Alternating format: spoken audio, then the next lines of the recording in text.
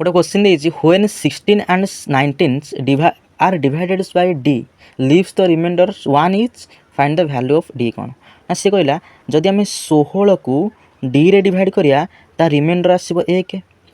फिर जदि आम 19 को से d रे डिवाइड करिया ता रिमाइंडर आसीबो केते ना 1 ठीक अछि ओके से पचाछि यार d रो मूल्य केते कोन पचाछि d रो मूल्य केते तो देखो ता तरीका देखो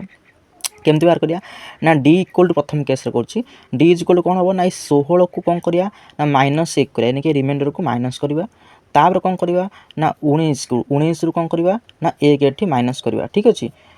तो केते हला एटा ना ये होछि हमर 16 एक गले केते ना 15 ये हला केते 19 गले 18 यानी कि आंकर एचसीएफ होछि कोन ना डी रो वैल्यू ठीक अछि ताले 15 18 एचसीएफ हम केम जानिया ना एमान को डिफरेंट यानी कि केते डिफरेंट ना 3 डिफरेंट यानी कि आंकर एचसीएफ केते हला ना 3 अर्थात 3 15 को भी काटि परिबो आ 18 को भी काटि परिबो यानी कि आंसर हो कोन एस 3 यानी कि डी रो मूल्य हो 3 यानी कि ऑप्शन नंबर 1 करेक्ट आंसर जदि आपन वीडियो भल लागिछि तो लाइक कमेंट शेयर सब्सक्राइब करे भूलिबेनी थैंक यू।